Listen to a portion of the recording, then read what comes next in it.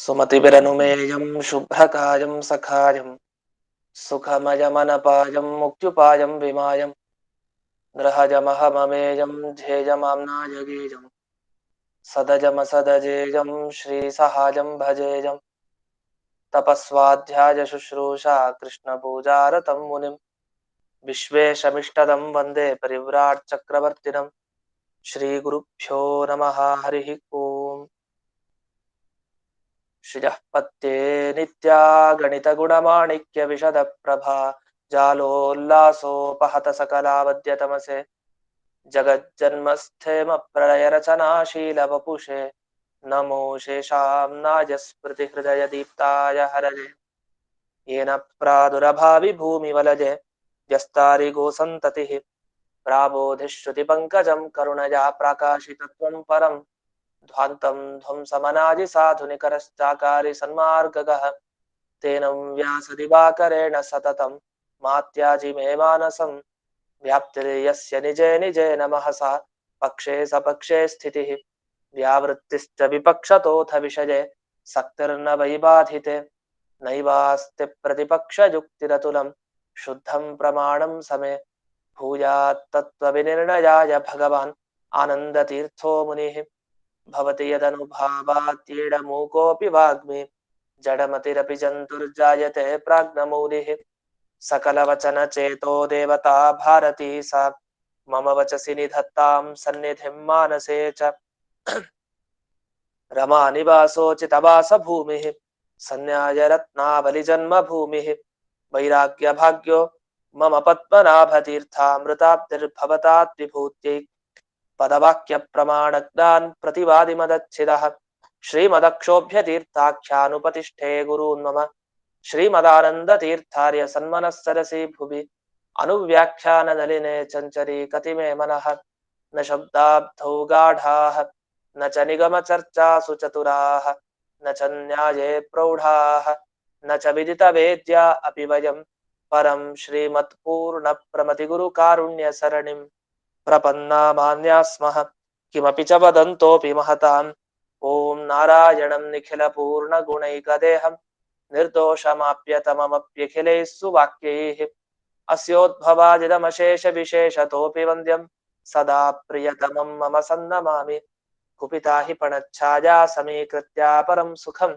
सेवन्ते यत्पदं धीरास्तं भजे वल्लभं श्रियः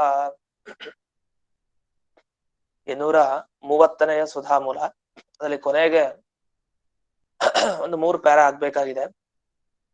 ಈಗ ವಸ್ತುವಿನ ಜ್ಞಾನ ಬರುತ್ತೆ ನಮಗೆ ಕಣ್ಣಿನಿಂದ ಜ್ಞಾನ ಬಂದ ಮೇಲೆ ಆ ಜ್ಞಾನ ತಾನು ವಸ್ತುವಿನಲ್ಲಿ ಏನೋ ಒಂದು ಧರ್ಮ ಅದು ತಂದು ಕೊಡುತ್ತೆ.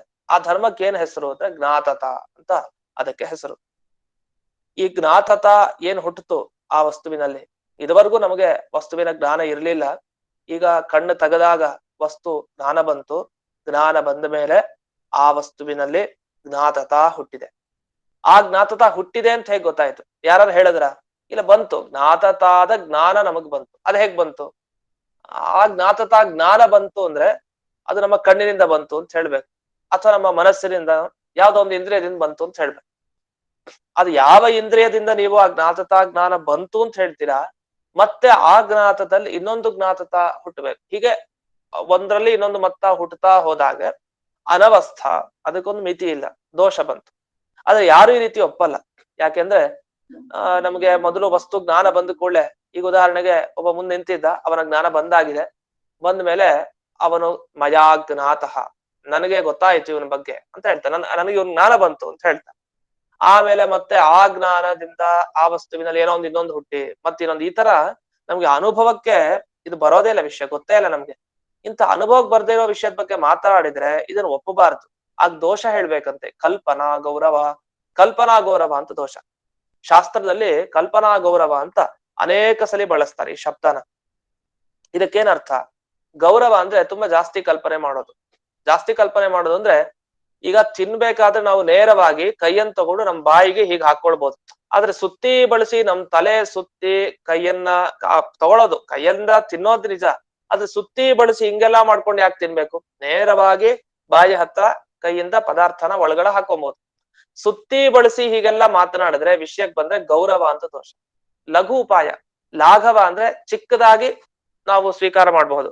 ಅದನ್ನ ಗೌರವ ಸುಮ್ನೆ ಬೇಡದೇನೆ ದೀರ್ಘವಾಗಿ, ನಾವ್ ಹೇಗೆ ಅಂದ್ರೆ ನಡ್ಕೊಂಡು ಹೋಗ್ಬೇಕು ನಮ್ ಮನೆಗೆ, ಅದರಿಂದ ನೇರವಾಗಿ ರೋಡ್ ಇದೆ, ಆ ರೋಡ್ ನಲ್ಲಿ ಹೋಗ್ದೇನೆ ಸುತ್ತಿ ಬಳಸಿ ಇನ್ಯಾವುದೋ ರೋಡ್ಗೆ ಹೋಗಿ ಸುಮಾರು ಕಡೆ ಸುತ್ತಿ ಕೊನೆಗೆ ನಮ್ಮನೆಗೆ ಬಂದಿತ್ತು. ಈ ತರ ಆದ್ರೆ ಅದು ಗೌರವ ದೋಷ. ಯಾಕ ಗೌರವ ಬೇಕು? ಲಾಘವ ಲಘು ಉಪಾಯ, ತುಂಬಾ ಸುಲಭ ಉಪಾಯ ಇದೆ. ಗೌರವ ಅಂದ್ರೆ ಗುರು, ದೊಡ್ಡ ಉಪಾಯ, ಅದು ಬೇಕಾಗಿಲ್ಲ. ಹಾಗೆ ಇಲ್ಲಿ ಗೌರವ ಜಾಸ್ತಿ ಕಲ್ಪನೆ ಮಾಡಿದ್ರೆ ಗೌರವ ದೋಷ. ವಸ್ತುತಃ ಗೌರವ ಏನ್ ದೋಷ ಅಲ್ಲ ಎಲ್ಲಾ ಕಡೆ. ಅದಕ್ಕೆ ಯಾರೊಬ್ರು ಹೇಳಿದಂತೆ ಕಲ್ಪನಾ ಗೌರವ ದೋಷ ಅಂದ್ರೆ ನಾವು ಜಾಸ್ತಿ ಕಲ್ಪನೆ ಮಾಡ್ಬಿಟ್ರೆ ದೋಷ ಅಂತ ಹೇಳಿದ್ರೆ. ಜಾಸ್ತಿ ಅಂದ್ರೆ ಈಗ ಜ್ಞಾತತ ಒಂದು ಒಪ್ಕೊಂಡ್ರೆ ಸಾಕು, ಅದನ್ನ ಜ್ಞಾತತ ಜ್ಞಾತತ ಜ್ಞಾತತ ಅಂತ ಒಪ್ತಾನೆ ಹೋದ್ರೆ ಜಾಸ್ತಿ ಗೌರವ. ಅದಕ್ಕೆ ಗೌರವ ದೋಷ ಅನ್ಲಿಕ್ಕೆ ಒಂದು ಉದಾಹರಣೆ ಕೊಟ್ರು. ಏನಂದ್ರೆ ಈ ಜಗತ್ತನ್ನ ಸೃಷ್ಟಿ ಮಾಡಿದವ್ರು ಎಷ್ಟ್ ಜನ? ಬೇಡ, ಒಂದ್ ಮನೆಯನ್ನ ಸೃಷ್ಟಿ ಮಾಡಿದವ್ರು ಎಷ್ಟ್ ಜನ? ಒಬ್ನೇ ಮಾಡೋದ್ ತಾನೆ. ಅವನ್ ಯಾರ್ ಮನೆ ಅಂತ ನಾವ್ ಹೇಳ್ತೀವೋ ಅವಂದೇ ಅದ್ ಮನೆ. ಮತ್ತೆ ಅವ್ನ್ ಮನೆ ಮಾಡಿದ್ಯಾರು? ನಿರ್ಮಾಣ ಮಾಡಿದ್ಯಾರು? ಅದಕ್ಕೆ ಕೆಲಸದವ್ರು ಇದಾರೆ ಬೇಕಾದಷ್ಟು ಜನ. ಆ ಕೆಲಸದವರೆಲ್ಲ ಸೇರಿ ಆ ಮನೆಯನ್ನ ಕಟ್ಟಿದ್ರು. ಹಾಗಾದ್ರೆ ಮನೆ ಕಟ್ಟಿದ್ ಯಾರು? ಅವನಲ್ಲ, ಯಜಮಾನ ಅಲ್ಲ. ಅವನೇನ್ ಮಾಡ್ತಾನ? ಅವ್ನು ಬಂದ್ ಆಗಾಗ ನೋಡ್ಕೊಂಡ್ ಹೋಗ್ತಾನಷ್ಟೇ. ಆ ಮನೆ ಕಟ್ಟಿದ್ ಯಾರು? ಅವನು ಅಂತ ಹೇಳ್ತೀವಿ. ವಾಸ್ತವಿಕ ಅವನೇನ್ ಕಟ್ಟಿರೋದಿಲ್ಲ. ಅವನು ಬೇರೆಯವ್ರ ಕೈಲಿ, ಕೆಲಸಗಾರರ ಕೈಲಿ ಕೆಲಸ ಮಾಡಿಸಿರ್ತಾನೆ, ಅವರೆಲ್ಲ ಕಟ್ಟಿರ್ತಾರೆ ಮನೆನ. ನಾವ್ ಹೇಳ್ತೀವಿ ಈ ಮನೇನ್ ಕಟ್ತವ್ರು ಎಷ್ಟ್ ಜನ ಅಂತ ಕೇಳಿದ್ರೆ ಅವಾಗ ಒಬ್ಬ ಹೇಳ್ದ, ಅದು ತರ್ಕಶಾಸ್ತ್ರ ಜಾಸ್ತಿ ಓದಿದ್ರೆ ಈ ತರ ಆಗತ್ತೆ ಸಮಸ್ಯೆ ಅಂತ. ಏನಾಯ್ತು? ಎಷ್ಟ್ ಜನ ಕಟ್ಟಿದ್ರು? ಇಲ್ಲ, ಒಬ್ನೇ ಕಟ್ಟಿದ್ದು ಅಂತ. ಅಲ್ಲ, ನೀ ಕಣ್ಣಾರೆ ನೋಡಿದ್ಯಲ್ಲ, 100 ಜನ ಕಟ್ಟಿದ್ರಲ್ಲ ಮನೇನ. ಅಷ್ಟ್ ಜನ ಕೆಲ್ಸದವ್ರು ಬೇಕಾಯ್ತು, ದೊಡ್ಡ ಅರಮನೆ ತರ ಕಟ್ಟಿದಿ, 100 ಜನ ಬಂದಿದ್ದಾರೆ. 100 ಜನ 231ನೇದಲ್ಲ, 230ನೇ ಸುಧಾಮೂಲ. ಅದನ್ನ ಎಷ್ಟೋ ಜನ ಕಟ್ಟಿದ 100 ಜನ ಕಣ್ಣಾರೆ ನೀನ್ ನೋಡಿದ್ಯಲ್ಲ, ನೋಡಿದ ಮೇಲೆ ಒಬ್ನೇ ಕಟ್ಟಿದ ಅಂತ ಯಾಕೆ ಹೇಳ್ತೀಯ ನೀನು ಅಂತ. ಅದಕ್ಕೆ ಅವ್ನು ಹೇಳ್ತಾನಂತೆ, ಇಲ್ಲ, ಜಾಸ್ತಿ ಜನ ಕಟ್ಟಿದ್ದಾರೆ ಅಂತಂದ್ರೆ ಗೌರವ ದೋಷ ಬರುತ್ತೆ. ಯಾಕಂದ್ರೆ ಜಾಸ್ತಿ ಅಂತ ಹೇಳ್ಬಿಟ್ಟಲ್ಲ. 100 ಜನ ಮನೆ ಕಟ್ಟಿದ್ದಾರೆ ಅಂದ್ರೆ ದೋಷ ಬಂದ್ಬಿಡತ್ತೆ, ಗೌರವ ದೋಷ. ಕಲ್ಪನಾ ಗೌರವ, ಅಷ್ಟೆಲ್ಲ ಯಾಕೆ ಕಲ್ಪನೆ ಮಾಡ್ಬೇಕು? ಒಬ್ನೇ ಕಟ್ಬಿಟ್ಟ ಮನೇನ ಅಂತ ಹೇಳ್ಬೋಣ, ಲಾಘವ ಇದೆ. ಯಾಕೆ ಗೌರವ ದೋಷ ಬಂದ್ಬಿಡತ್ತೆ ಹಾಗೆ ಹೇಳಿದೆ. 100 ಜನ ಮನೆ ಕಟ್ಟಿದ್ದಾರೆ ಅಂದ್ರೆ ಅದಕ್ಕೆ ಲಾಘವ ಇರೋದ್ರಿಂದ, ಕಡಿಮೆ ಇರೋದ್ರಿಂದ ಒಬ್ನೇ ಕಟ್ಬಿಟ್ಟ ಅಂತ ಹೇಳ್ಬೋಣ ಅಂತ. ಇದು ಅನುಭವ ವಿರುದ್ಧ ತಾನೆ. ಅನುಭವಕ್ ವಿರುದ್ಧ. ಅದು ಒಬ್ನೇ ಹೇಗ್ ಕಟ್ಲಿಕ್ಕೆ ಸಾಧ್ಯ ಹಾಗೆ ಮನೇನ? ಅಷ್ಟ್ ಜನ ಸಹಕಾರದೊಂದಿಗೆ ಅವರೆಲ್ಲ ಕಟ್ಟಿದ್ದಾರೆ. ಇವನ್ ಬಂದ್ ಆಮೇಲೆ ವಾಸ ಮಾಡೋದು ಅಷ್ಟೇನ್ ಕೆಲ್ಸ. ಅವನೇನ್ ಕಟ್ಟಿರೋದಿಲ್ಲ, ಒಂದ್ ಇಟ್ಟಿಗೆ ಆ ಕಡೆ ಇಟ್ಟಿರಲ್ಲ. ಅಂದ್ಮೇಲೆ ಮನೆ ಕಟ್ಟದವರು ಬೇರೆ ನಿಜ, ಆ ಕಟ್ಟದವ್ರು ಒಬ್ನೇ ಅಂತ ಹೇಳ್ಬಾರ್ದು, ಅನೇಕ ಜನರು ಅಂತ ಹೇಳ್ಬೇಕು. ಅಲ್ಲ, ಗೌರವ ದೋಷ ಅಷ್ಟೊಂದ್ ಜಾಸ್ತಿ ಆಯ್ತಲ್ವಾ ಅಂದ್ರೆ ಗೌರವ ದೋಷ ಅಲ್ಲ. ಯಾಕೆಂದ್ರೆ ಪ್ರಾಮಾಣಿಕ, ಅದ್ರ ನಮ್ಗೆ ಪ್ರಮಾಣ ಇದೆ, ಕಣ್ಣಿನಿಂದ ನೋಡಿದೀವಿ. ಅಷ್ಟ್ ಜನ ಇದ್ರೆ ಅದ್ ಕಟ್ಲಿಕ್ಕೆ ಆಗುತ್ತೆ ಅಂತ ಗೊತ್ತು ನಮ್ಗೆ, ನೋಡಿದೀವಿ. ಪ್ರಾಮಾಣಿಕವಾದ್ರೆ ಸ್ಥಳ ನಿಜವಾಗಿ ನಮಗ್ ಪ್ರಮಾಣದಿಂದ ತಿಳಿದಿದ್ರೆ ಅದು ಗೌರವ ಆದ್ರೂ ದೋಷ ಅಲ್ಲ ಅಂತ. ಈಗ ನಾವ್ ಅನಿವಾರ್ಯ ಕೈಯಿಂದ ಹೀಗೇ ತಿನ್ಬೇಕು ಅಂತಿದ್ರೆ ಅದು ಪ್ರಾಮಾಣಿಕ ಆಗಿದ್ರೆ ಒಪ್ಕೊಳ್ಳೇಬೇಕು, ಅದು ದೋಷ ಅಲ್ಲ. ಆದ್ರೆ ಕೈಯಿಂದ ಹೀಗೆ ತಿನ್ಲಿಕ್ ಬರತ್ತಲ್ಲ, ಆದ್ರಿಂದ ಆ ಕಡೆ ಹಿಂಗ್ ತಲೆ ಹಿಂದೆಲ್ಲ ಸುತ್ಕೊಂಡ್ ಬಂದ್ ತಿಂದ್ರೆ ಅದು ಗೌರವ, ಅದು ದೋಷ. ಆ ತರ ಇಲ್ಲಿ ದೋಷ ಇಲ್ಲ. ಯಾಕೆ ಅಂತಂದ್ರೆ ಕಣ್ಣಾರೆ ನಾವು ನೋಡ್ತಾ ಇದೀವಿ. ಅದರಿಂದ ಕಲ್ಪನಾ ಗೌರವ ಅಂತ. ಗೌರವ ಯಾವಾಗ ದೋಷ ಆಗುತ್ತೆ ಶಾಸ್ತ್ರದಲ್ಲಿ ಅಂದ್ರೆ ಯಾವಾಗ ಅಪ್ರಾಮಾಣಿಕ, ಅದು ಪ್ರಮಾಣದಿಂದ ಗೊತ್ತಿಲ್ಲದೆ ಸುಮ್ನೆ ಕಲ್ಪನೆ ಮಾಡಿದ್ರೆ ಆಗ ಕಲ್ಪನಾ ಗೌರವ ದೋಷ. ನಿಜವಾಗಿದ್ರೆ ಪ್ರಮಾಣದಿಂದ ಗೊತ್ತಿದ್ರೆ ಅದು ಜಾಸ್ತಿ ಇದ್ರೂ ಅದು ದೋಷ ಅಲ್ಲ ಅಂತ ಹೀಗೆ ತಿಳಿಬೇಕು ಅಂತ. ಪ್ರಕೃತ ಒಂದು ಶಬ್ದ ಕಲ್ಪನಾ ಗೌರವಂ ಸ್ಯಾತ್. ಯಾವಾಗ ಕಲ್ಪನಾ ಗೌರವ? ಒಂದು ಪ್ರವಾಹ ಒಪ್ಪಿದ್ರೆ ಕಲ್ಪನಾ ಗೌರವ. ನಮ್ಮ ಶಾಸ್ತ್ರದಲ್ಲಿ ಪ್ರವಾಹ ಅಂತ ಶಬ್ದ ಆಗಾಗ ಬಳಸ್ತಾರೆ. ಪ್ರವಾಹ ಅಂದ್ರೆ ಗಂಗಾ ಪ್ರವಾಹ, ಈ ತರ ಶಬ್ದ ಕೇಳಿರ್ತೀವಿ. ಇನ್ನು ಆನಂದ ಪ್ರವಾಹ ಅಂತ ಶಬ್ದ. ಆನಂದ ಪ್ರವಾಹ ಅಂದ್ರೆ ಅವ್ನು ಯಾವಾಗಲೂ ಏನು ಅವ್ನು ಮುಟ್ಟಿದ್ದೆಲ್ಲ ಚಿನ್ನ, ಯಾವಾಗಲೂ ಅವನು ಆನಂದ ಭರಿತನಾಗೆ ಇರ್ತಾನೆ. ಅವನ ಆನಂದ ಪ್ರವಾಹ ಹರಿತಾನೇ ಇದೆ ಅವನ ಜೀವನದಲ್ಲಿ. ಅಂದ್ರೆ ಅವ್ನ್ ದಿವಸ ಆನಂದ ಭರಿತನಾಗೆ ಇದ್ದಾನೆ. ಆನಂದ ಹಾಗೆ ಪ್ರವಾಹ ರೂಪದಲ್ಲಿ ಬರ್ತಾನೆ ಇದೆ ಅಂತ. ಈ ತರ ಕಾವ್ಯದ ಶೈಲಿಯಲ್ಲಿ ಪ್ರವಾಹ ಶಬ್ದ ಬಳಸ್ತಾರವಲ್ಲ, ಆತರ ಇಲ್ಲಿ ಜ್ಞಾತತಾ ಪ್ರವಾಹ ಅಂದ್ರೆ ಎಷ್ಟೋ ಜ್ಞಾತತಾವನ್ನ ಒಪ್ತಾನೇ ಹೋಗ್ಬೇಕು, ಅದಕ್ಕೆ ಎಂಡೇ ಇಲ್ಲ ಆ ಪ್ರವಾಹಕ್ಕೆ. ಅದು ಹಾಗೆ ಹೋಗ್ತಾ ಹರಿತಾನೇ ಇರತ್ತ ಆ ಪ್ರವಾಹ. ಈ ತರ ಪ್ರವಾಹ ಹರಿಸ್ತಾ ಇದ್ರೆ ಜ್ಞಾತತಾ ಪ್ರವಾಹ, ಆಗ ನಿಮಗೆ ಕಲ್ಪನಾ ಗೌರವ ದೋಷ ಬರುತ್ತೆ ಅಂತ ಇಷ್ಟು ಜಯತೀರ್ಥರು ಅವರಿಗೆ ಖಂಡನೆ ಮಾಡಿದ್ರು. ಅದಕ್ಕೆ ಇದನ್ನ ಖಂಡನೆ ಮಾಡಿ ಜಯತೀರ್ಥರ್ ನಿಜ, ಅದನ್ನ ಆಚಾರ್ಯ ಸೂಚನೆ ಮಾಡಿದ್ದಾರೆ. ಮಾನ ಭಾವಾತ್ ಗೌರವಾಚ್ಚ ಕಲ್ಪನಾಯ ಕಿಮೇತಯ. ಈ ಕಲ್ಪನೆ ಯಾಕೆ, ಕಲ್ಪನಾ ಗೌರವ ಯಾಕೆ ಬೇಕಾಗಿಲ್ಲ ಅಂತ. ಇನ್ನು ಜ್ಞಾತತಾನೇ ಬೇಡ, ಎಲ್ಲಿ ಒಪ್ಪೋದೇ ಬೇಡ ಅಂತ ಒಪ್ಪಿಟ್ರೆ ಆಗ ನಮಗೆ ಯಾವ ವಸ್ತುವಿನ ಜ್ಞಾನವೇ ಬರಬಾರ್ದು ಅಂತ ಆಗುತ್ತೆ. ಇಷ್ಟೆಲ್ಲ ಅಂತೂ ಮೊದಲು ಒಂದು ವಸ್ತು ಇತ್ತು, ನಮ್ ಮುಂದೆ ಪುಸ್ತಕ ಇದೆ, ಅದರ ಜ್ಞಾನ ನಮಗೆ ಕಣ್ಣಿನಿಂದ ಬಂದಿದೆ. ಆಗ ಆ ಜ್ಞಾನದಿಂದ ಆ ಪುಸ್ತಕದಲ್ಲಿ ಒಂದು ಜ್ಞಾತತ ಅನ್ನೋ ಧರ್ಮ ಹುಟ್ಟಿದೆ. ಆಮೇಲೆ ನಾವು ಜ್ಞಾತತ ಹುಟ್ಟಿದೆ ಅಂತ ಒಪ್ಪಬಾರದು ಅಂತ. ಸರಿ, ಹಾಗಾದ್ರೆ ಜ್ಞಾತತ ಹುಟ್ಟದೇ ಇದ್ರು ಜ್ಞಾತತ ಅನ್ನೋದ್ರ ಜ್ಞಾನ ಬಂದ ಮೇಲೆ ಎಲ್ಲಾ ವಸ್ತುಗಳ ಜ್ಞಾನ ಹಾಗೆ ಸಹಜವಾಗಿ ಬರ್ಲಿ, ಅದಕ್ಕೊಂದು ಏನೋ ಒಂದು ಜ್ಞಾನದಿಂದ ಒಂದು ಧರ್ಮ ಹುಟ್ಟಿದ ಮೇಲೆ ನಮಗ್ ಜ್ಞಾನ ಬರ್ಬೇಕು, ಈ ತರ ಎಲ್ಲ ಕಲ್ಪನೆ ಮಾಡ್ತಾ ಇದ್ದೀರಿ, ನಿಮ್ಮ ಊಹಾಪೋಹ ಆಯ್ತು, ವಾಸ್ತವ ಅಲ್ಲ, ಇದರಲ್ಲಿ ಪ್ರಮಾಣ ಇಲ್ಲ ಅಂತ ಇಷ್ಟು ಖಂಡನೆ ಮಾಡಿ ಕೊನೆಗೆ ಒಂದು ಅನುಮಾನ ಪ್ರಮಾಣ ಕೊಡ್ತಾರೆ. ಏತೇನ ಅಂತ ಕೊನೆಯ ವಾಕ್ಯ, ಏತೇನ ಜ್ಞಾನಂ ಸ್ವವಿಷಯೇ ಕಿಂಚಿತ್ ಕರೋತಿ ಕ್ರಿಯಾತ್ವಾತ್ ಗಮನವತ್ ಅಂತ ಒಂದು ಅನುಮಾನ. ಈ ಸುಮಾರು ದಿವಸ ಆಗಿತ್ತು ಅನುಮಾನ ಈ ತರ ಕೇಳಿ, ಮತ್ತೆ ಅನುಮಾನ ಪ್ರಯೋಗ ಬರ್ತಾ ಇದೆ. ಇಲ್ಲಿ ಅನುಮಾನದ ಅರ್ಥ ಮೊದಲು ನೋಡೋಣ. ಕ್ರಿಯಾ, ಗಮನ ಕ್ರಿಯಾ, ಗಮನ ಅಂದ್ರೆ ನಾವು ನಡ್ಕೊಂಡು ಹೋಗ್ತೀವಲ್ಲ, ಗಮನ ಹೋಗೋದು ಅಂತ. ಇಲ್ಲಿ ಗಮನ ಕ್ರಿಯೆ ಏನಿದೆ, ನಾವೇನ್ ನಡಿತೀವಿ, ಈ ನಡೆಯೋದು ಒಂದು ಕ್ರಿಯೆ, ಅದೊಂದು ವ್ಯಾಪಾರ. ನಡೆಯೋದು, ತಿನ್ನೋದು, ಉಪವಾಸ ಮಾಡೋದು, ಇದೆಲ್ಲ ಕ್ರಿಯೆನೆ, ಅದೆಲ್ಲ ಒಂದು ವ್ಯಾಪಾರ. ಮಲಗೋದು, ಇದೆಲ್ಲ ವ್ಯಾಪಾರ, ಕ್ರಿಯೆ ಅಂತ ಕರಿತೀವಿ. ನೋಡಿ, ಯಾವ್ದು ಕ್ರಿಯೆ ಇರತ್ತಲ್ಲ ಅದಕ್ಕೇನೋ ಒಂದು ಪ್ರಯೋಜನ ಇರ್ಬೇಕು. ಸುಮ್ನೆ ಯಾರು ಕೆಲಸ ಮಾಡ್ತಾರ, ಏನೋ ಒಂದು ಪ್ರಯೋಜನ ಇರ್ಬೇಕಲ್ಲ. ಇಲ್ಲ ಅವ್ನು ಸುಮ್ನೆ ನಡ್ಕೊಂಡು ಹೋಗ್ತಾ ಇದ್ದಾನೆ ಅಂತ ಹೇಳ್ತೀವಿ. ಈಗ ತಿನ್ನೋದಕ್ಕೊಂದು ಪ್ರಯೋಜನ ಇದೆ, ಯಾಕಂದ್ರೆ ಅವನಿಗೆ ಹಸಿವಾಗಿದೆ, ಅದು ಹೋಗ್ಬೇಕು, ತಿಂತಾನೆ.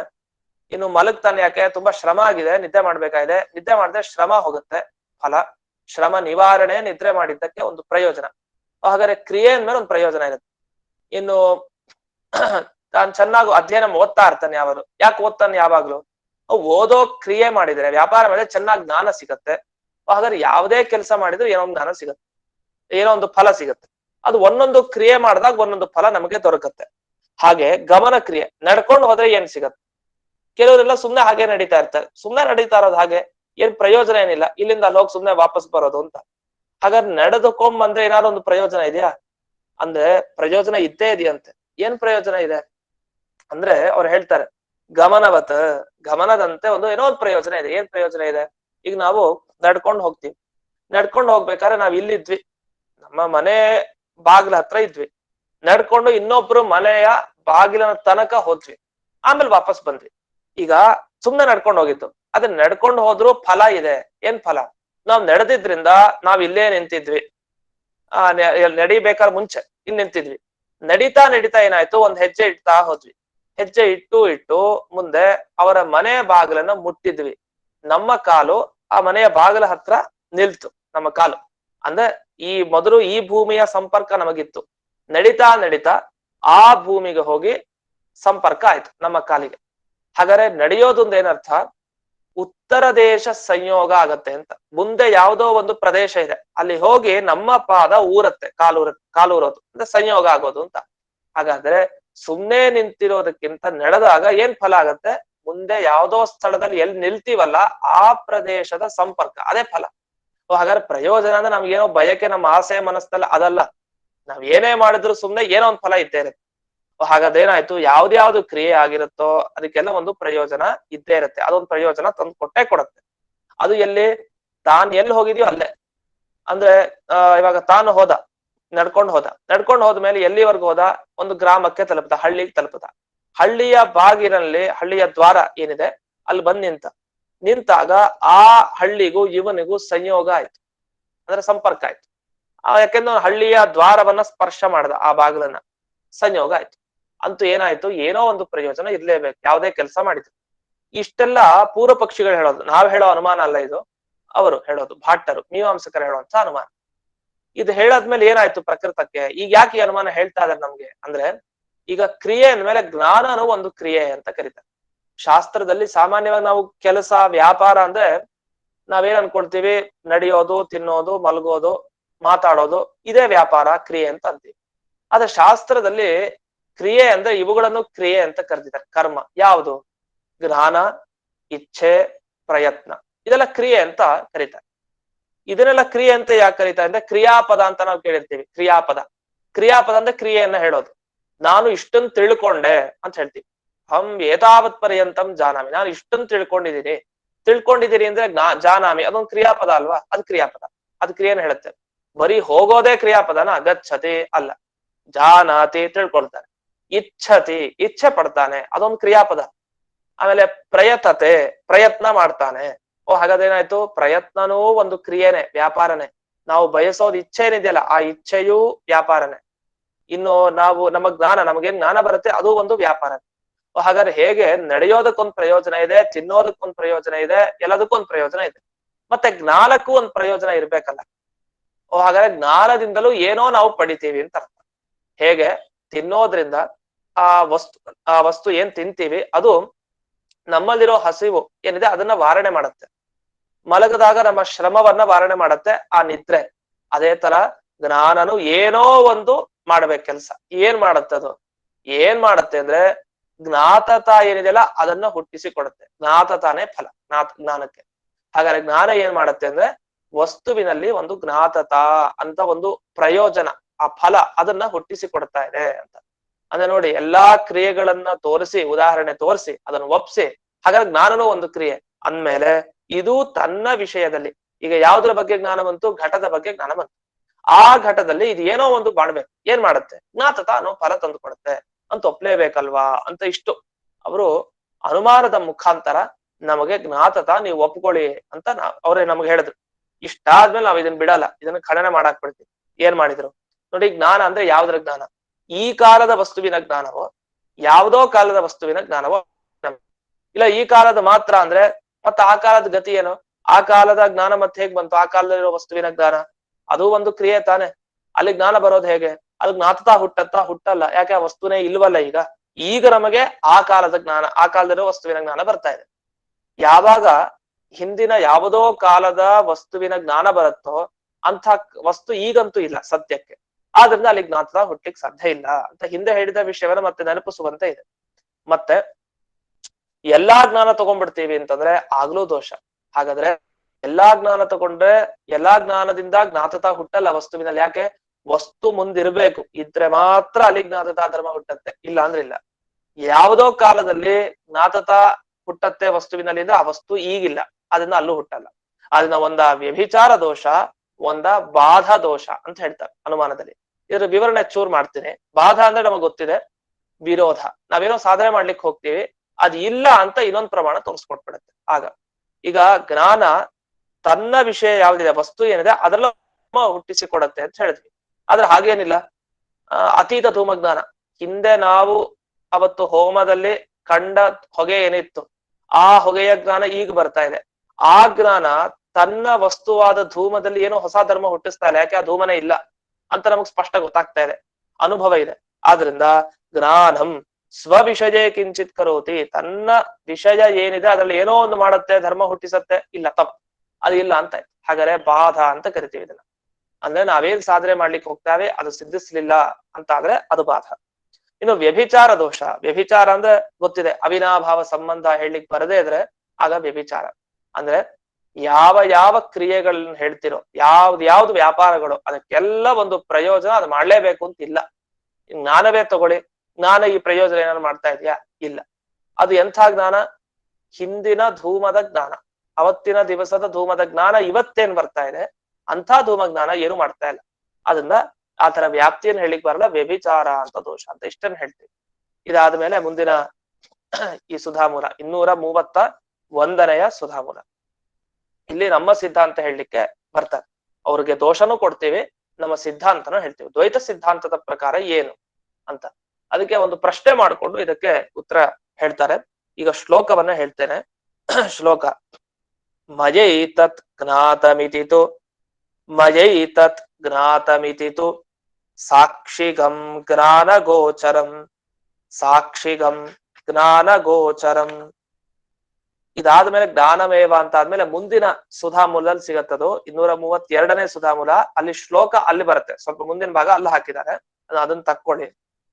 ಜ್ಞಾನಮೇವ ತಥೋ ಜ್ಞಾನ, ಜ್ಞಾನಮೇವ ತಥೋ ಜ್ಞಾನ ಪ್ರಮಿತಿರ್ ನಾಮ ದೃಶ್ಯತೆ, ಪ್ರಮಿತಿರ್ ನಾಮ ದೃಶ್ಯತೆ.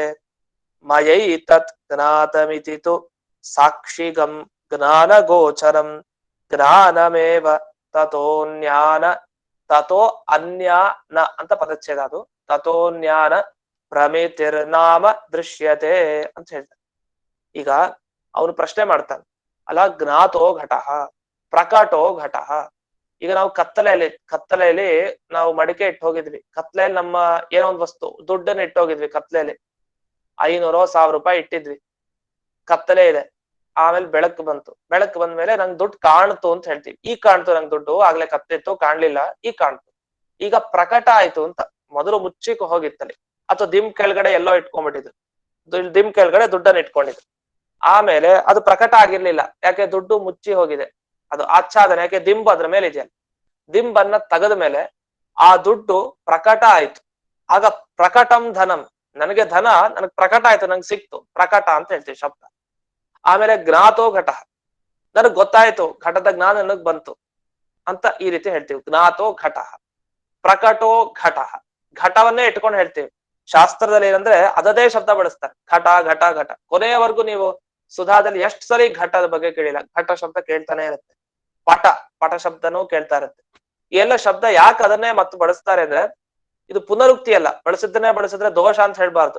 ಅದು ಮತ್ತೆ ಹೇಳಿದಾಗ ಅದೇ ಶಬ್ದ ತಗೊಂಡು ಇನ್ನು ಮುಂದೆ ಘಟದ ಬಗ್ಗೆ ಯಾರಿಗೂ ಸಂಶಯನೇ ಬರ್ಬಾರ್ದು. ಮಡಿಕೆ ಅಂದ್ರೆ ಏನು, ಆ ಮಡಿಕೆ ಕಾರಣ ಏನು, ಒಂದು ವಸ್ತು ತಗೊಳ್ಳೋದು, ಅದನ್ನ ಎಷ್ಟು ಸಾಧ್ಯನೋ ಅಷ್ಟು ಒಳಗೆ ಆಳಕ್ಕೆ ಇಳಿದು ಅದರ ಅರ್ಥ ತಿಳ್ಕೊಳ್ಳೋದು. ಒಂದು ವಸ್ತು ಸರಿಯಾಗಿ ಪರಿಚಯ ಮಾಡ್ಕೊಂಡ್ಬಿಟ್ರೆ ಜಗತ್ನಲ್ಲಿ ಇರೋದೆಲ್ಲ ಪರಿಚಯ ಆಗುತ್ತೆ. ಅದಕ್ಕೋಸ್ಕರ ಅದನ್ನ ಘಟ ಅಂತಾನೆ ತಗೊಳ್ತಾರೆ 2 ಸರಿನೂ. ಅದಕ್ಕೆ ನಾನು ಇನ್ನೊಂದು ಪ್ರಕಟಂ ಧನಂ ಅಂತ ಮತ್ತೊಂದು ಉದಾಹರಣೆ ಹೇಳಿದೆ. ಅಂತೂ ಜ್ಞಾತೋ ಘಟಃ ಪ್ರಕಟೋ ಘಟಃ ಅನ್ನೋಲ್ಲಿ ಪ್ರಕಟ ಆಯ್ತು. ಪ್ರಕಟತನ ಎಲ್ಲಿದೆ, ಘಟದಲ್ಲಿದೆ. ಪ್ರಕಟತನ, ಆ ಧರ್ಮ ಎಲ್ಲಿದೆ, ದುಡ್ಡಿನಲ್ಲಿದೆ. ಯಾಕೆ ದುಡ್ಡು ಗೊತ್ತಾಯ್ತಲ್ವ, ಪ್ರಕಟ ಆಗಿದ್ದದು. ಅಥವಾ ಭಗವಂತ ಪ್ರಕಟನಾದ, ಎಷ್ಟು ದಿವಸ ತಪಸ್ ಮಾಡಿ ಧ್ಯಾನ ಎಲ್ಲ ಮಾಡದೆ ಭಗವಂತ ಒಂದ್ ದಿವಸ ಪ್ರಕಟನಾದ. ಪ್ರಕಟೋ ದೇವ ಪ್ರಕಟೋ ನರಸಿಂಹ ಅಂತ ಹೇಳ್ತೀವಿ. ನರಸಿಂಹ ದೇವರಲ್ಲಿ ಪ್ರಕಟತನ ಇದೆ, ಯಾಕೆ ಅವ್ರು ಪ್ರಕಟ ಆಗಿದ್ರಿಂದ. ಹಾಗೆ ಜ್ಞಾತತ ನರಸಿಂಹ ದೇವರ ಜ್ಞಾನ ಇಂದಿನ ದಿವಸ ನನಗ್ ಬಂತು, ಯಾಕೆ ಕಣ್ಣಿನಿಂದ ನಾನು ನೋಡ್ದೆ. ಜ್ಞಾತೋ ನರಸಿಂಹ, ನರಸಿಂಹನ ಜ್ಞಾನ ನನಗ್ ಬಂತು. ಇಲ್ಲಿ ಜ್ಞಾತತ ಎಲ್ಲಿದೆ, ನರಸಿಂಹ ದೇವರಲ್ಲೇ ಇರೋದು, ಯಾಕೆ ತಿಳಿದಿದ್ದು ಅವ್ರನ್ನೇ ತಾನೆ. ಅದನ್ನ ಜ್ಞಾತ ನರಸಿಂಹ, ಜ್ಞಾತತ ಎಲ್ಲಿ ಬಂತು, ನರಸಿಂಹನಲ್ಲಿ ಬಂತು. ಇನ್ನು ಪ್ರಕಟ ಯಾರಾಗಿದ್ದು, ನರಸಿಂಹ. ಪ್ರಕಟತನ ಎಲ್ಲಿದೆ, ನರಸಿಂಹನಲ್ಲಿದೆ. ಯಾಕೆ ಸ್ತಂಭಾತ್ ಪ್ರಕಟ, ಸ್ತಂಭದಿಂದ ಹೊರಕ್ಕೆ ಬಂದವನು ನರಸಿಂಹ. ಅದನ್ನೇ ಒಂದೇ ಉದಾಹರಣೆ ಕೊಡ್ಬೋದು. ಸ್ತಂಭಾತ್ ಪ್ರಕಟ ನರಸಿಂಹ ಮಯ ಜ್ಞಾತಃ, ಎರಡು ಶಬ್ದ ಸೇರಿಸಿ ಒಂದು ಉದಾಹರಣೆ ಕೊಡ್ಬೋದು. ಅಂದ್ರೆ ಕಂಬದಿಂದ ಪ್ರಕಟ ಹೊರಕ್ಕೆ ಬಂದ ನರಸಿಂಹ ಏನಿದ್ದಾನೆ, ಅವನ ಜ್ಞಾನ ನನಗೆ ಬಂತು, ಮಯ ಜ್ಞಾತಃ ಅಂತ. ಇಷ್ಟು ಇಲ್ಲಿ ಎಲ್ಲ ಏನಾಯ್ತು, ತಿಳಿದಿದ್ದು ನರಸಿಂಹನನ್ನ, ಪ್ರಕಟ ಆಗಿದ್ದು ನರಸಿಂಹ. ಅಲ್ಲಿ ಪ್ರಕಟತನ ಇದೆ, ಪ್ರಕಟತಾ ಇದೆ, ಮತ್ತೆ ಜ್ಞಾತತಾ ಇದೆ ನರಸಿಂಹನಲ್ಲಿ. ಮತ್ತೆ ಜ್ಞಾತತಾ ಬಂತಲ್ಲ, ನಮಗ್ ಜ್ಞಾನ ಇದೆಯಲ್ಲ, ಈಗ ನಮಗ್ ಚೆನ್ನಾಗ್ ಗೊತ್ತಾಯ್ತಲ್ಲ. ಮತ್ ಜ್ಞಾತತಾ ಇಲ್ಲ ಇಲ್ಲ ಅಂತ ದ್ವೈತ ಸಿದ್ಧಾಂತಗಳು ಹೇಳ್ತಾ ಇದ್ರಿ, ಇದು ಹೇಗ್ ಕೂಡ್ಸೋದು ಇದನ್ನೆಲ್ಲ ಅಂದ್ರೆ, ನಿಜ ಅಲ್ಲಿ ಜ್ಞಾತತಾ ನರಸಿಂಹನಲ್ಲಿ ಇದೆ, ನಾವೇನಿಲ್ಲ ಅಂತ ಹೇಳಲ್ಲ. ಪ್ರಕಟತ ಅದೂ ಇದೆ ನರಸಿಂಹನಲ್ಲಿ, ಇಲ್ಲ ಅಂತಿಲ್ಲ. ಆದ್ರೆ ಜ್ಞಾತತ ನೀವ್ ಹೇಳೋ ಜ್ಞಾತತ ಅಲ್ಲ, ಅದನ್ನ ಪ್ರತ್ಯೇಕವಾಗಿ ಒಪ್ಪೋ ಅವಶ್ಯಕತೆ ಇಲ್ಲ. ಅದೇ ಒಂದ್ ದೊಡ್ಡ ಹೊಸದಾದ ಪದಾರ್ಥ ಅಂತಲ್ಲ. ಆ ಜ್ಞಾತತ ಬೇರೆ ಅಲ್ಲ, ನಮಗಿರುವಂತ ಜ್ಞಾನ ಬೇರೆ ಅಲ್ಲ. ಜ್ಞಾನ ಅಂದ್ರು ಜ್ಞಾತತ ಅಂದ್ರು ಒಂದೇ ಅರ್ಥ, ಇದನ್ನ ನೆನ್ಪಿಟ್ಕೊಳ್ಳಿ ಚೆನ್ನಾಗಿ. ಜ್ಞಾನ ಅಂದ್ರು ಜ್ಞಾತತ ಅಂದ್ರು ಒಂದೇ, ಬೇರೆ ಅಲ್ಲ. ಇದು ನಮ್ಮ ಸಿದ್ಧಾಂತ. ಇವ್ರು ಏನ್ ಮಾಡಿದ್ದಾರೆ, ಜ್ಞಾನ ಬೇರೆ, ಜ್ಞಾನದಿಂದ ಹುಟ್ಟೋ ಜ್ಞಾತತ ಬೇರೆ ಅಂತ. ಜ್ಞಾನದಿಂದ ಜ್ಞಾತತ ಹುಟ್ಟೋದಲ್ಲ, ಜ್ಞಾನ ಮತ್ತೆ ಜ್ಞಾತತ ಎರಡು ಒಂದೇ. ಅವ್ರು ಇನ್ನೊಂದು ಹೆಸರು ಕೊಡ್ತಾರೆ, ಜ್ಞಾತತ ಅನ್ನೋದಕ್ಕೆ ಇನ್ನೊಂದು ಹೆಸರೇನು, ಪ್ರಕಟತ, ಪ್ರಾಕಟ್ಯ ಅಂತ. ಅದಕ್ಕೆ ಇನ್ನೊಂದು ಉದಾಹರಣೆ ಕೊಟ್ಟಿದ್ದು, ಪ್ರಕಟೋ ನರಸಿಂಹ ಅಂತ. ಅಲ್ಲಿ ಪ್ರಕಟತನ ಏನಿದೆ ಅದು ಕೂಡ ಹೊಸದಲ್ಲ. ಪ್ರಕಟ ಆಗೋದೊಂದೇನು, ನಮಗ್ ಜ್ಞಾನಕ್ ಬಂದ ಅಂತ. ಈ ನರಸಿಂಹದೇವರು ಕಂಬದ ಒಳಗಡೆ ಇದ್ರು, ಕಂಬದಿಂದ ಹೊರಗ್ ಬಂದಾಗ ಪ್ರಹ್ಲಾದ ರಾಜನಿಗೆ ಹಿರಣ್ಯಕಶಿಪುಗೆಲ್ಲ ಗೊತ್ತಾಯ್ತು, ಓಹೋ ಒಳಗಡೆ ನರಸಿಂಹ ಒಳಗಡೆ ಬಚ್ಚಿಟ್ಕೊಂಡಿದ್ದಾಗ ನಮ್ಗೆ ಅಜ್ಞಾನ ಇತ್ತು, ನಮಗೆ ತಿಳಿದಿರ್ಲಿಲ್ಲ. ಅಜ್ಞಾತಃ ನರಸಿಂಹ ಇದಾನಿಂ, ಯಾವಾಗ ಸ್ತಂಭದಿಂದ ಹೊರಗ್ ಬಂದ, ಪ್ರಕಟೋ ನರಸಿಂಹ, ಪ್ರಕಟನಾದ ಅಂದೇನರ್ಥ, ನಮ್ಗೆ ನರಸಿಂಹದೇವರ ಜ್ಞಾನ ಬಂತು ಅಂತ ಅರ್ಥ ಅಷ್ಟೇ. ಅಲ್ಲಿ ಪ್ರಕಟತನ ಬಂದಿದೆ, ಜ್ಞಾತತ ಬಂದಿದೆ ಹೊಸದಾಗಿ, ಇದಿಲ್ಲ. ಹೊರತು ಏನಿದೆ, ಪ್ರಕಟತನ ಆಗಿದೆ ಅಂದ್ರೆ ಜ್ಞಾನ ಬಂತು ನರಸಿಂಹದೇವರದು ಅಂತ ಅಷ್ಟೇ ಅರ್ಥ. ಆಮೇಲೆ ಜ್ಞಾತತ ಏನಿದೆ ನರಸಿಂಹನಲ್ಲಿ, ಇದುವರೆಗೂ ನಮ್ಗೆ ಅಜ್ಞಾತ, ನಮಗ್ ಗೊತ್ತೇ ಇರಲಿಲ್ಲ ನರಸಿಂಹದೇವರ ಬಗ್ಗೆ, ಕಂಬದಲ್ಲಿ ಒಳಗಡೆ ಇದ್ದಾನೆ ಅಂತ. ಈಗ ಹೊರಗ್ ಬಂದ, ನಮ್ಗೆ ನರಸಿಂಹದೇವರ ಜ್ಞಾನ ಬಂತು. ಜ್ಞಾತತ ಬಂತು ಅಂದ್ರೆ ಅವನ ಜ್ಞಾನ ಬಂದಿದೆ ಅಂತ. ಇದು ನಮ್ಗೆ ಅನುಭವಕ್ಕಿರೋ ವಿಷಯ. ಅಂತ ಅನುಭವಕ್ಕಿರೋ ವಿಷಯ ಅಂತ ತಗೊಂಡು ಇದು ಜ್ಞಾತತ ಬೇರೆನೆ, ಜ್ಞಾನವೇ ಅಲ್ಲ, ಜ್ಞಾನಕ್ಕಿಂತ ಬೇರೆಯಾಗಿ ಒಂದು ಜ್ಞಾತತ, ಜ್ಞಾನದಿಂದ ಜ್ಞಾತತ ಹುಟ್ಟತ್ತೆ ಅಂತೆಲ್ಲ ಈ ಕಲ್ಪನೆ ನೀವು ಮಾಡಿದ್ದು ಸರಿ ಇಲ್ಲ ಅಂತ ಇಷ್ಟು ಇಲ್ಲಿ ಖಂಡನೆಯನ್ನ ಮಾಡ್ತಾರೆ. ಆ ಶ್ಲೋಕ ಮಯಾ ಏತತ್ ಜ್ಞಾತಂ, ನನ್ನಿಂದ ಏತತ್ ಈ ವಸ್ತುವು ಜ್ಞಾತಂ ತಿಳಿಯಲ್ಪಟ್ಟಿತು. ಮಯ ಅಂದ್ರೆ ನನ್ನಿಂದ ಅಂದ್ರೆ ಪ್ರಹ್ಲಾದರಾಜರು ಅಂತ ಇಟ್ಕೊಳ್ಳಿ. ಪ್ರಹ್ಲಾದರಾಜರು ಹೇಳ್ತಾರೆ, ಅಥವಾ ಹಿರಣ್ಯಕಶಿಪು ಅವನು ಹೇಳ್ತಾರೆ, ತತ ಈ ನರಸಿಂಹ ಅನ್ನೋ ವಸ್ತು ಜ್ಞಾತಂ ನನಗೆ ತಿಳಿಯಲ್ಪಟ್ಟಿದೆ ಅಂತ. ಈಗ ನೀವು ಅದನ್ನ ಯೋಚನೆ ಮಾಡ್ಕೋಬಹುದು, ಆಗ ನಮ್ಗೆ ಸ್ವಲ್ಪ ಅರ್ಥ ಆಗ್ಲಿಕ್ಕೆ ಅನುಕೂಲ ಆಗುತ್ತೆ. ಮಯಾ ಏತತ್ ಜ್ಞಾತಂ ಇತಿತು ಸಾಕ್ಷಿಗಂ ಜ್ಞಾನಗೋಚರಂ ಜ್ಞಾನಮೇವ ಅಂತ ಹೇಳ್ತಾರೆ. ಜ್ಞಾನಮೇವ ಹಾಗಾದ್ರೆ ಇದು ಜ್ಞಾನವೇ, ಜ್ಞಾತತ ಜ್ಞಾನವೇ ಹೊರತು ಬೇರೆ ಅಲ್ಲ ಅಂತ ಇಷ್ಟ ಹೇಳ್ತಾರೆ. ಇದು ಕೃಷ್ಣ ಇದ್ದಾನೆ, ಕೃಷ್ಣ ಭಗವಂತನೇ ಅಂದ್ರೆ ಭಗವಂತನಿಗಿಂತ ಬೇರೆ ಅಲ್ಲ. ಮತ್ತೆ ಈ ಅರ್ಜುನ ಇದಾನಲ್ಲ, ಅರ್ಜುನ ಮಾತ್ರ ಧನುರ್ಧಾರಿ ಅಂದ್ರೆ ಅರ್ಜುನನ್ ತರ ಇನ್ನೊಬ್ಬ ಧನುರ್ಧಾರಿ ಇಲ್ಲ ಅಂತ. ಅದೇ ರೀತಿ ಜ್ಞಾನಮೇವ ಇದು ಜ್ಞಾನವೇ ಅಂದ್ರೆ ಇದು ಜ್ಞಾನಕ್ಕಿಂತ ಬೇರೆ ಅಲ್ಲ. ಹಾಗಾದ್ರೆ ಜ್ಞಾತತ ಜ್ಞಾನವೇ ಅಂತ ಇಷ್ಟ. ಇದು ಸಾಕ್ಷಿಗಂ ಜ್ಞಾನ ಗೋಚರಂ ಅಂತ ಒಂದು ಅಂಶ ಬಳಸ್ತಾರೆ, ಅದರ ವಿವರಣೆ ಸ್ವಲ್ಪ ಇದೆ, ಅದನ್ನ ಮುಂದೆ ನಾಳೆ ದಿವಸ ನೋಡೋಣ. ನಾಳೆ ದಿವಸ ಅವಾಗ ಸೂಚನೆ ಮಾಡಿದಂತೆ ಭಾಗವತ ಪಾಠದಲ್ಲಿ ನಾಳೆ ಪ್ರದೋಷ ಇಲ್ಲ, ಹಾಗಾಗಿ ಪಾಠ ಇದೆ ಅಂತ ಹೇಳ್ತಾ ಇಂದ ಈ ಪಾಠವನ್ನ ಅಸ್ಮದ್ ಗುರುವಂತರ್ಗತ ವ್ಯಾಸತೀರ್ಥ ಗುರುವಂತರ್ಗತ ಭಾರತೀರಮಣ ಮುಖ್ಯ ಪ್ರಾಣಾಂತರ್ಗತ ಶ್ರೀಮನ್ಮೂಲ ಗೋಪಾಲ ಕೃಷ್ಣನಿಗೆ ಅರ್ಪಣೆ ಮಾಡ್ತೇನೆ. ಶ್ರೀಕೃಷ್ಣ